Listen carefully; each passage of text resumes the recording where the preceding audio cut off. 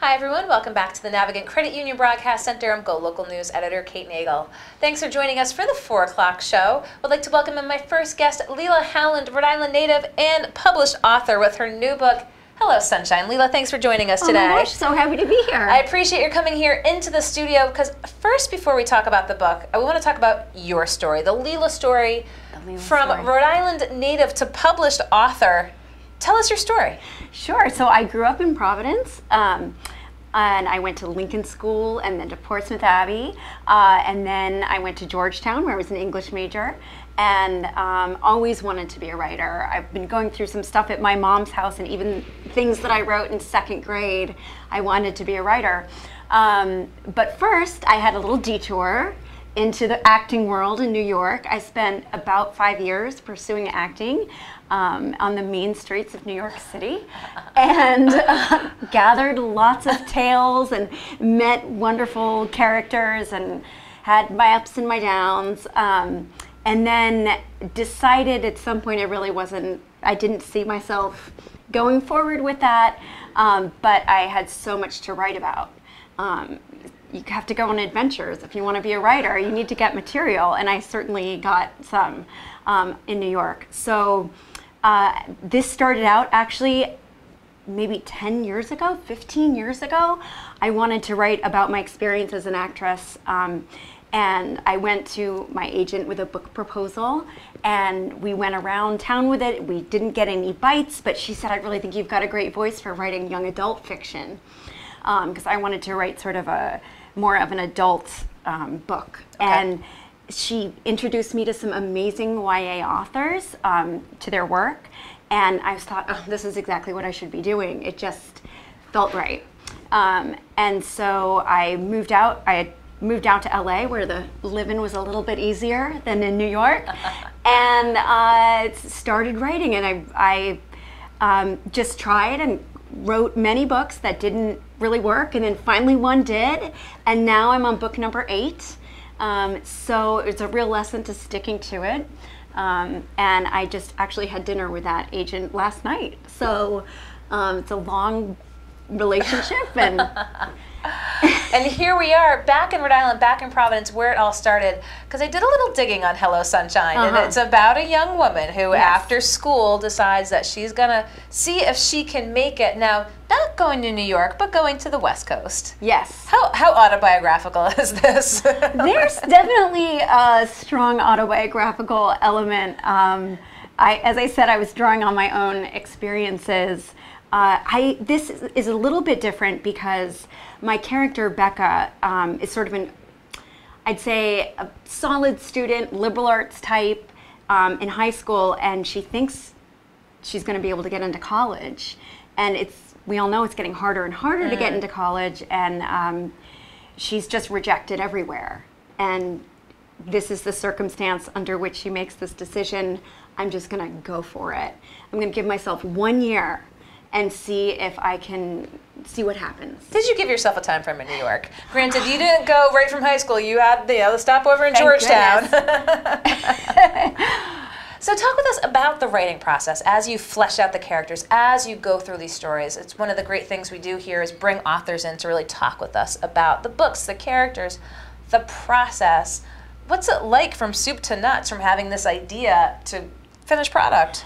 Well, I feel like every book is actually different. Some books I sit down and I need to feel the need to outline every different beat and plot twist, and other books kind of come out whole. And that's usually a more circuitous path. There's usually a lot more revisions with those books. This one went through more drafts than any other book I've ever written, because I did try to kind of just sit down and let it happen a number of different times. So this has had many lives, but this is definitely the best version of it. And I did end up going back and having to outline and really apply a pretty firm structure in order to get it where it needed to be. I had a really brilliant editor help me with that. So you've got the published product. People have read the book. What's the reaction been? So I've gotten a lot of great reviews, which has been, it's always fun to get good reviews. And the people who read it fast. They say it's fun, funny, that it's both heartfelt and, entertaining. So I'm glad to have struck that note. That's the note I'm going for. And yeah, it tends to, I put so much heart and soul into it that I'm always a little surprised when people say, oh, it's an easy read. I'm like, it wasn't that easy to create. It was not that easy to create. When you go through all those draft processes, does it change substantively? Like, does it change plot-wise, or is it more kind of tone and voice and style? With this book, it was both. It changed substantively. I mean, the first version of the book did take place in New York. So moving it to LA made a huge substantive difference. And making it for the YouTube generation, when I was going through being an actress, when I was an actress, that wasn't a thing. Yeah. And now it's a huge part of the entertainment industry. So that was a big difference, updating the technology aspect. I mean, people don't get headshots the same way they used to get headshots. So there were a lot of tweaks in things that. To make it current, because that's what Becca, the main character, does, is starts playing around with some online stuff and sort of thinks that might be the break. I mean, what do you see? You're out on the West Coast. You see it all the time. How difficult is it to make it? I think it's incredibly hard, and I have a lot of respect for the people who believe in themselves and stick to it. It's also important to, I think, be realistic. And for me, the moment is this really like my absolute destiny? Because I think if you don't have that, if one doesn't have that complete self-confidence that they belong in that world, then it's even harder.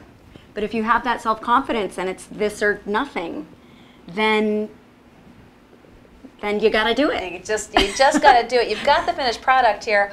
Who's gonna play Becca in the movie version?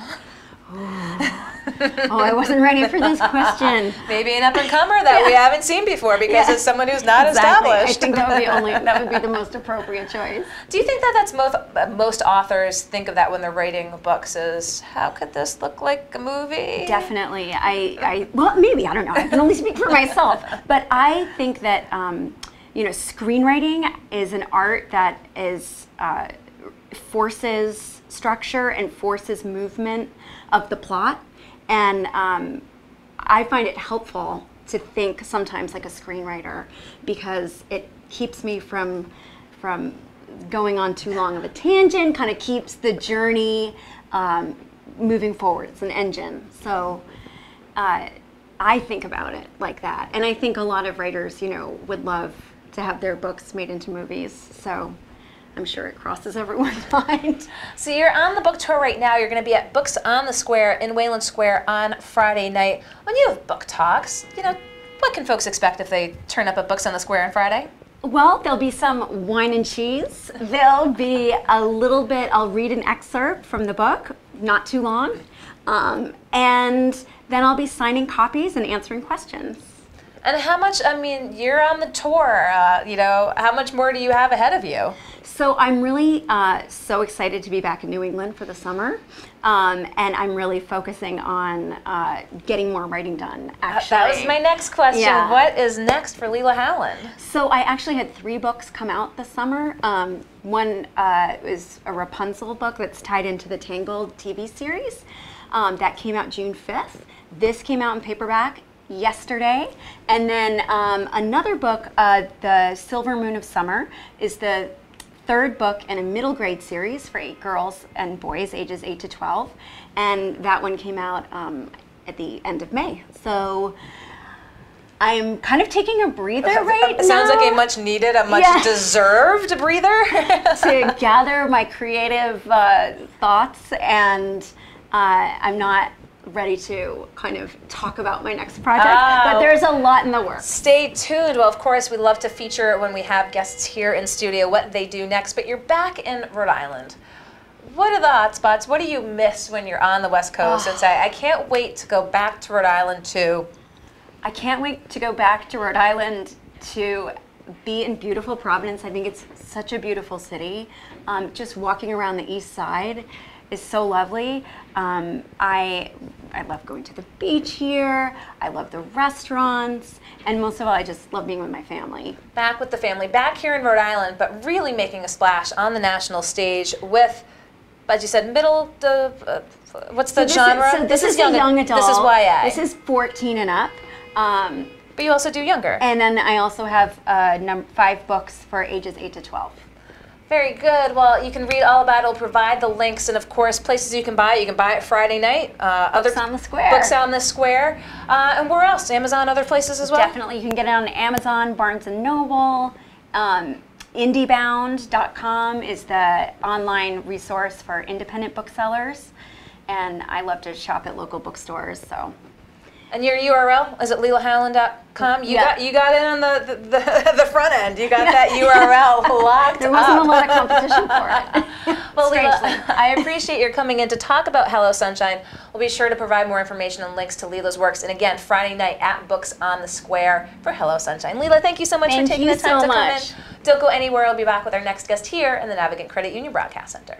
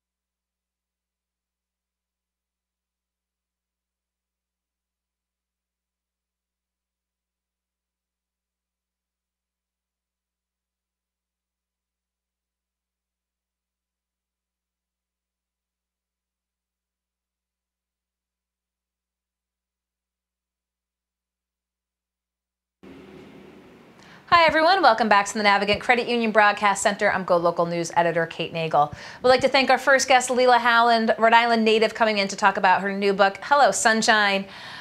Happy to welcome back a regular guest here, Spencer Sullivan, Rhode Island native, founder and CEO, Lean Campaign Strategies, to get the inside the Beltway take on the latest in politics.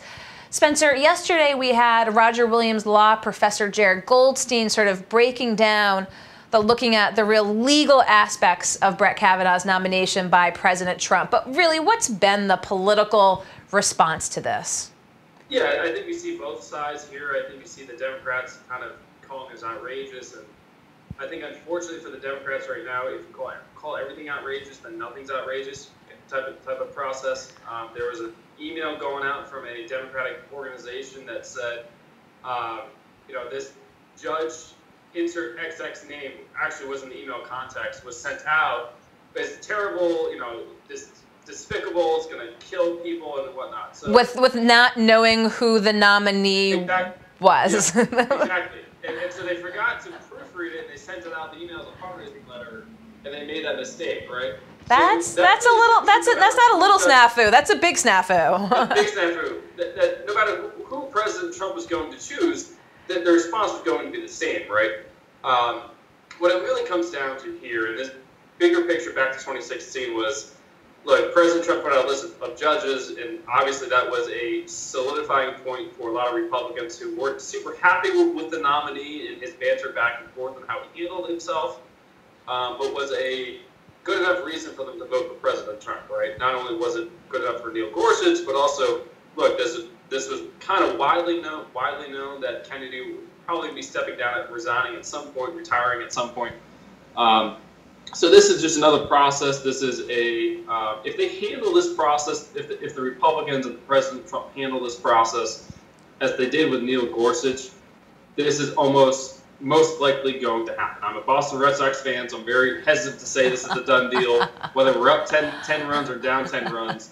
I'm very confident. The question is, if all Republican senators vote yes, excluding John McCain because he's out in Arizona, that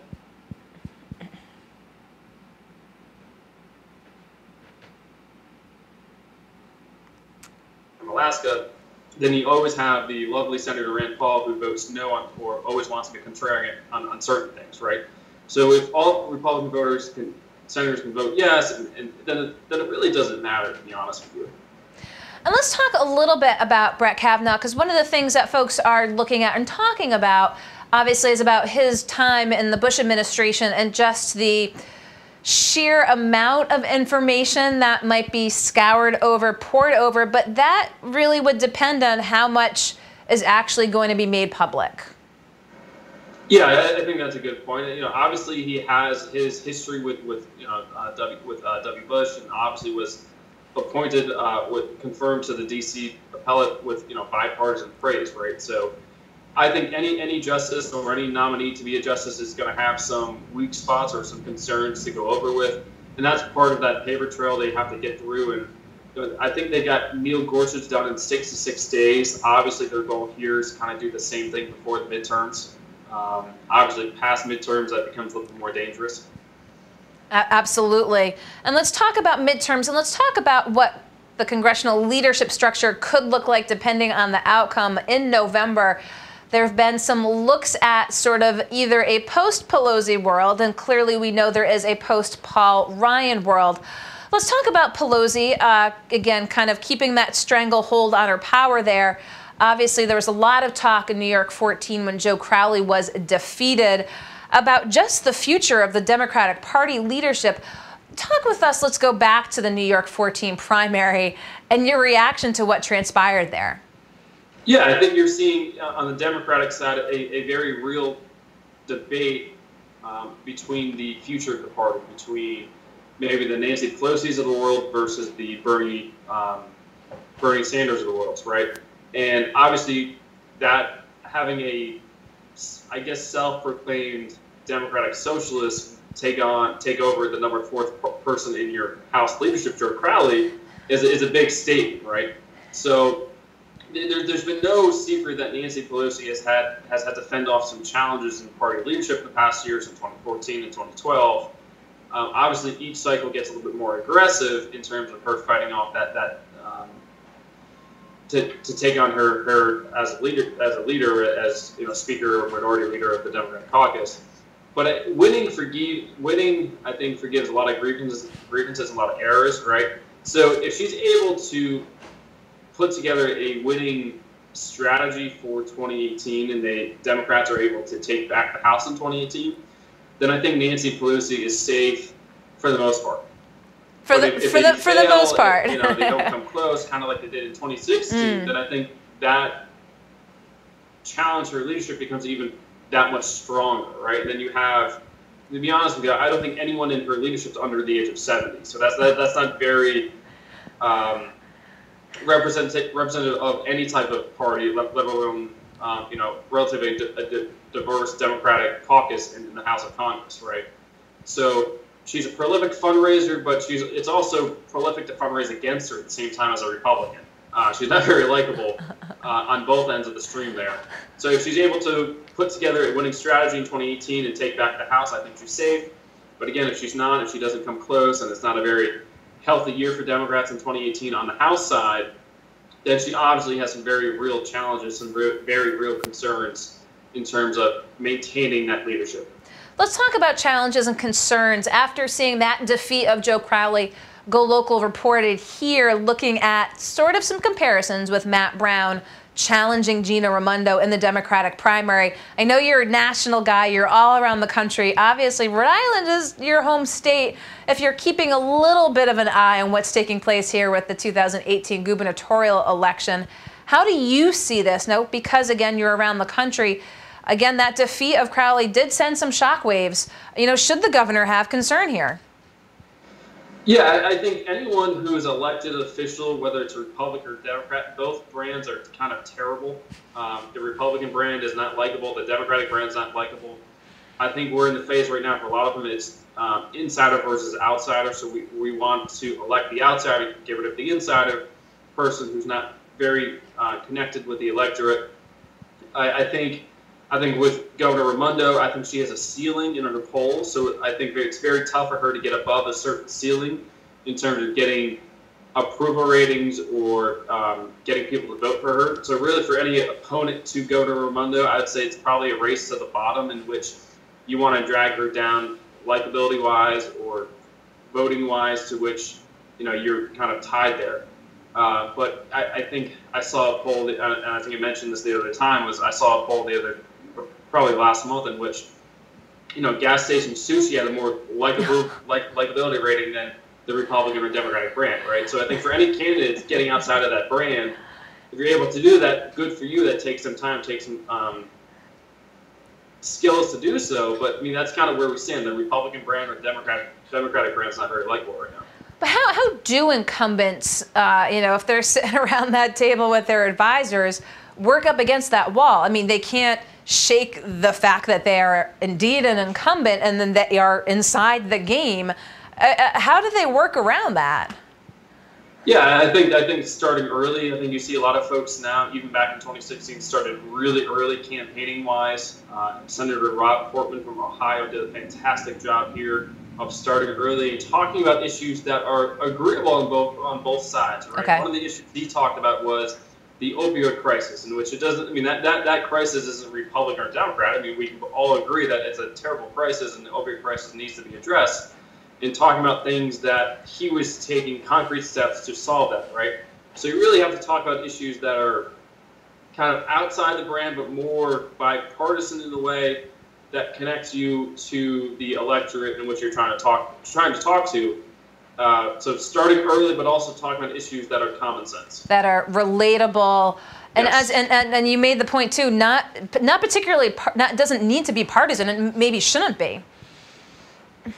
No, absolutely. And I mean, there's a handful of issues you can discuss there. I mean, anytime a Republican talks about taxes, or anytime a Democrat talks about whatever Trump's tweet of the day is, those are obviously partisan issues, right? And people tend to tune out. And obviously, the electorate, ever more so than I was polarized and starting to go one way or the other. But there's times in which you can step out of the brand, talk about issues you want to talk about in a common sense way, which most people can relate to, as you mentioned, Kate, which are probably either devastating their community, impacting their day-to-day lives, or know someone that is impacting their lives as well. So let's tack to the other side of the aisle with Paul Ryan's soon-to-occur departure. There is sort of a natural progression of who it looks like it could be to ascend the top position within the party. But there's been a lot of talk about sort of the stalemate on immigration and how the Republicans have been maneuvering under this administration. What do things look like on the Republican side? Yeah, I think that, like you said, this is a very natural, healthy conversation to have anytime a CEO, Speaker of the House, or manager or boss kind of announces they're going to retire. There's a very natural, healthy challenge in place to see who's going to succeed them, right? I mean, that's a very natural thing. It's not so much talking about the issues of the party or leadership fault in terms of on the Democratic side. This is a very natural conversation to have.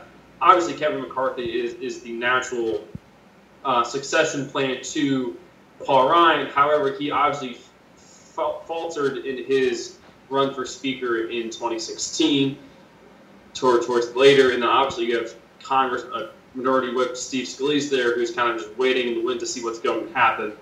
You know, Paul Ryan has endorsed Kevin McCarthy. Kevin McCarthy has a very healthy and close relationship with President Trump. He's been photoed at many dinners and times with President Trump, not only in D.C. but also in Florida. So if Kevin McCarthy is able to put together a successful campaign for Speaker of the House, then he's going to be it. If he falters, you know, obviously Steve Scalise is there ready to, you know, put together a campaign. Scalise has a book coming out soon. He's got kind of a campaign tour coming out as well. So it really comes down to whether or not McCarthy can solidify his campaign, get it over the cross line, and make it happen. But if not, then obviously I think the next step would be for Majority Whip Scalise to take over. And you're inside the Beltway. You know how these things transpire. Obviously with McCarthy, as you said, sort of being the portrayed perhaps heir apparent. How much is Scalise working behind the scenes to set himself up as the alternative? Yeah, so I obviously as a former staffer, I would like to declare that I have not I haven't been in communication with him or any type of the staff there. Congressman Scalise, Majority Whip Scalise, is a very politically savvy individual, but he's also very loyal to the party, very loyal to getting the job done. And the last thing any party wants, especially the Republican Party, is to have some type of fight out there before the midterms, right? You don't want that distraction there. So I think, like as Congressman Scalise has said, Kevin McCarthy is going to be it unless something else happens, right? So he's going to support. He's not going to run against Kevin McCarthy, but he will be there if something does happen. Well, I appreciate getting to pick your brain on where leadership potential is down in Congress as we're looking towards the elections in November. And of course, the SCOTUS nomination taking up oxygen. You know, in the coming weeks, you know, you're on the grounds, you're on the trails. You know, what's really taking, as I mentioned before, up the oxygen there inside the Beltway right now? Yeah, especially in the past 24, 48 hours, it's all about NATO and what President Trump is working with NATO and that whole scene there. On the campaign side, it's just who can energize their base. This Supreme Court nomination has become a huge energizer, I think, for the Republican base, for another reason to vote for President Trump and to support his agenda. And again, on the Democratic side, I got to say, if everything's outrageous, then nothing's outrageous. And I can't repeat that enough because everyone I talk to on the trail throughout the country says the same thing. And it's, there's kind of scrambling right now from my perspective to energize their base. I mean, 6-8 months ago, they had this almost guaranteed wave year in which they're going to take back the House and maybe win the Senate. And now you're almost looking at, the Republicans are most likely going to maintain and either expand 1 or 2 seats in the Senate. Florida, maybe Missouri, North Dakota, wherever it may be. And then, maybe even hang on to the House side. So I think the Democrats are really scrambling to not only energize their base, but retain that energy and momentum through November. Okay, $1 million question. Spencer Sullivan, Rhode Island native. When are you coming home? I'll be home the first week of August. I was on a phone call with some family today. I swear, I was on a phone call with family, and it's going to be a short weekend trip. I I don't get paid to say this, but I'm going to go to Jay's Deli and then Cumberland House of Pizza Chops. I'm not going to make my ability to get out to Block Island. That's not going to happen. Hopefully next time, but Jay's Deli and Chops are certainly two things I got to do when I come back to the state. You'll get the best of Rhode Island when you're back. But as always, Spencer Sullivan with Lean Campaign Strategies. We appreciate being able to pick your brain as to what's taking place down inside D.C. I'm sure we'll talk soon. Awesome. Thanks, Kate. Okay. Really Thanks, Spencer. We'll talk soon. Yeah. Don't go anywhere. We're going to get very local here in the Navigant Credit Union Broadcast Center.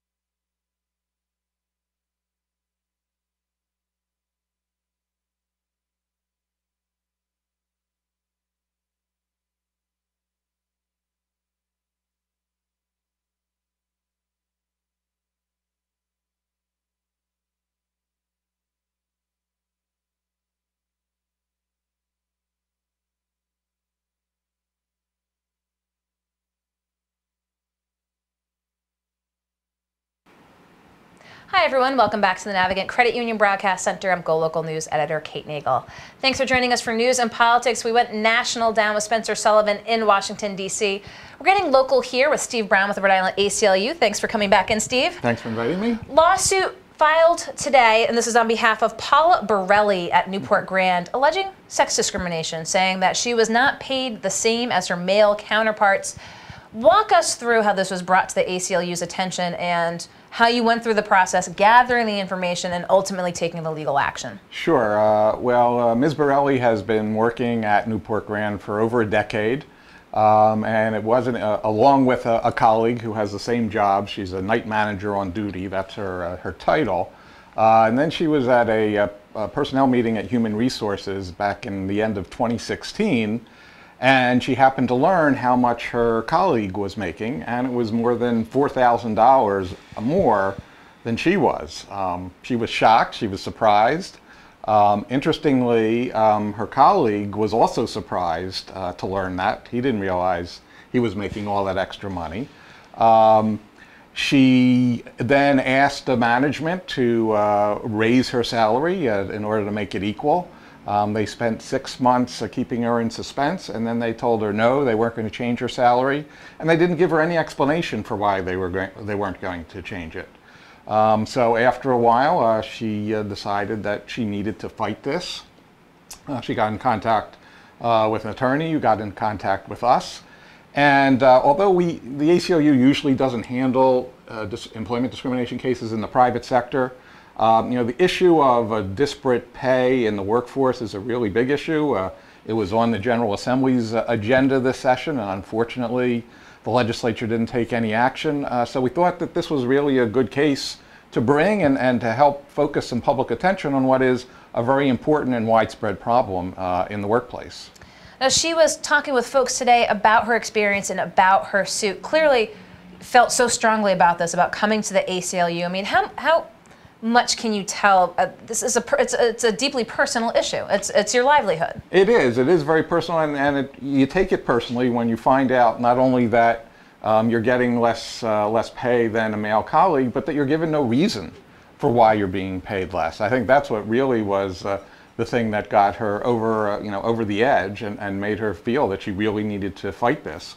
And by fighting it, I think she's also fighting for a lot of other people. One of the problems is you often don't know that you're being paid less than a man doing the same job. Salaries are generally not talked about in the workplace, so it could be very widespread and nobody knows. She happened to find out really pretty accidentally And we commend her for coming forward and seeking to vindicate her rights. And we talk about it being a personal issue as well. Does she have concerns about both her job security and potential for retribution? I mean, when folks are these types of whistleblowers, is she protected? She is. There's no question that the anti-discrimination laws prohibit employers from retaliating against individuals simply for exercising their rights under these laws. I mean, we have no reason to believe that they will do that, but she does have that protection. And so let's talk about the size and the scope of the suit. It's always tough to sort of project how long this will go through the legal process for. But, if eventually ruled in her favor, I mean, how much of an effect could this have moving forward? Well, I think the effect will be how it impacts other people. She is seeking lost wages and damages for the violation of her rights that's taken place. But I think the bigger thing was, will it make the casino look more closely at its pay scale for everybody working there, to make sure that there aren't similar situations going on now, so they don't have to have another lawsuit down the road, raising the same issues. I'm certainly hopeful that litigation like this will wake up everybody and have them look more closely at what's going on. And you talk about the casino looking at their employees. I mean, should not any business be cognizant of yes, absolutely. I think a lot of businesses simply don't do that, not necessarily intentionally. It could be the result of policies that go back decades that this type of discrimination occurs. But now is as good a time as any for businesses to review what their practices are, to review what, how the salaries are given, just to avoid these sorts of problems in the future. Well, I appreciate your coming in today to talk with us a little bit about this, sending out the release, having the press conference, bringing this issue to light. Yeah. I'm sure we'll be keeping a close eye on it moving forward. I appreciate, as always, you're coming into the studio to talk about things to let folks know exactly what was in the suit. Did we not touch upon anything we should let viewers know? No, that's the essence. You got to it. The essence of the suit. Well, we'll provide, again, links as well and more, but as always, appreciate your taking the time to come here into the studio. Thank you, Kate. Rhode Island ACLU, Steve Brown. We'll be right back here in the Navigant Credit Union Broadcast Center.